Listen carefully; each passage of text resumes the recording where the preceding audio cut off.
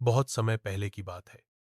उत्तर भारत के एक सुंदर से गांव सूरजपुर में पहाड़ियों और जंगलों के बीच एक रहस्यमयी नदी बहती थी, नीलधारा। गांव के लोग उस नदी से डरते थे। कहते थे कि उसमें एक जल रानी रहती है, जो रात को चांदनी में ऊपर आती है और किसी को दिखाई दे जाए तो वह फिर कभी नहीं लौटता। गांव के बुजुर्गों ने इस नदी के बारे में कई किस्से कहे थे कि उसमें एक सोने की सीप छिपी है, जिसे पाने वाला इंसान कभी भूखा नहीं रहेगा, और जिसके हाथ में वह सीप हो, वह जो भी मांगे तुरंत पाले। लेकिन यह सीप जल रानी की रखवाली में थी। सालों तक किसी ने उस सीप को खोजने की हिम्मत नहीं की, लेकिन वीरू नाम का एक साहसी युवक इस बात को एक कहानी नहीं, बल्कि एक चुनौती समझता था।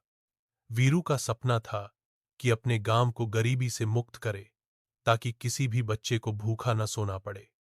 जब उसने सोने की सीप की बात सुनी, तो उसका मन ठान गया, अगर यह सीप सच में है तो मैं उसे लेकर आऊंगा और गांव की तकदीर बदल दूंगा। सफर की शुरुआत। एक रात जब पूरा गांव सो रहा था, वीरू अपनी छोटी सी गठरी, एक मशाल और अपनी मां की दी हुई माला लेकर निकल पड़ा। जैसे ही वह नीलधारा नदी के किनारे पहुंचा, उसकी सांसें तेज हो गईं। नदी चांदनी में दूध जैसी सफेद दिख रही थी और पानी एकदम शांत।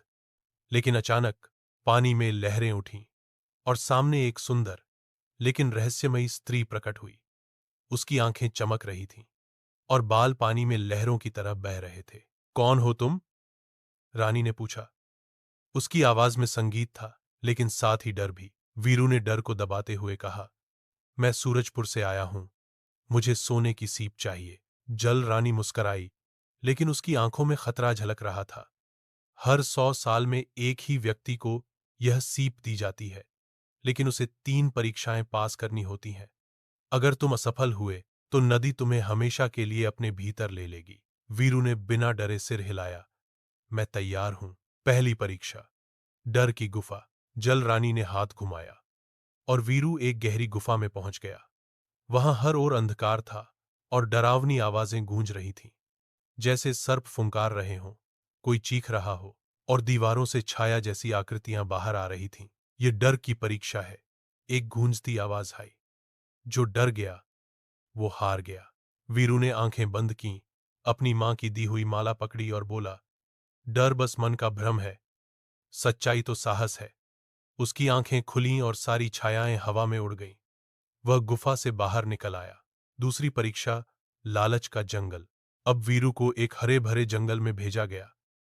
पेड़ों पर सोने के फल लगे थे, जमीन पर हीरे जवाहरात बिखरे थे। एक आवाज आई, तुम चाहो तो यह सब ले सकते हो और लौट जाओ, लेकिन अगर तुम आगे बढ़े तो इन्हें खो दोगे। वीरू के मन में ख्याल आया, अगर मैं यह सब ले जाऊं तो भी गांव अमीर बन सकता है।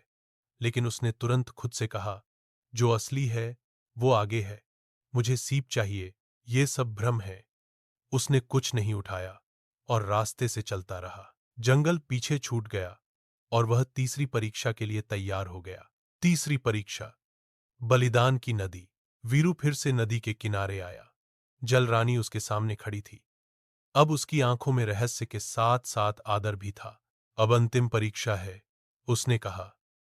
सोने की सीप तुम्हारे सामने है, लेकिन इसे पाने के लिए तुम्हें सबसे कीमती चीज छोड़नी होगी, जो तुम्हें सबसे ज्यादा प्रिय हो। वीरू सोच में पड़ गया। उसे मां की दी माला याद आई, वो माला जो उसे मां की याद दिलाती थी, जिसने उसे हिम्मत दी थी, जो उसके लिए सबसे अनमोल थी। बहुत सोचने के बाद उसने वह माला उतारी और नदी में अर्पित कर दी। जैसे ही माला पानी में डूबी, नदी चमकने लगी। जल रानी मुस्कुराई, तुमने तीनों परीक्षाएं पास कर ली, अब यह सीप तुम्हारी है। उसने एक चमकती हुई सीप वीरू को दी।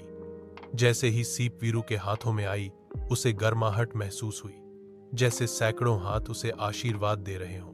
वीरू की वापसी और बदलाव। वीरू गांव लौटा। गांव वालों को उसकी कहानी एक चमत्कार जैसी लगी, लेकिन जब उसने सीप से गांव की जमीनें उपजाऊ बनाई, हर घर में अनाज और हर बच्चे को शिक्षा दिलाई, तो सबको यकीन हो गया, वीरू सच में कोई सामान्य युवक नहीं, गांव का रक्षक बन चुका है। उसने सीप को सिर्फ अपने लिए नहीं, पूरे गांव के लिए इस्तेमाल किया। लेकिन जब लोग लालच में आकर और चमत्कार मांगने लगे तो वीरू ने सीप को वापस नदी में प्रवाहित कर दिया और कहा, सीप हमें रास्ता दिखा सकती है, लेकिन मेहनत से ही मंजिल मिलती है। नैतिक शिक्षा, साहस से डर पर विजय मिलती है। लालच के सामने संयम ही असली शक्ति है।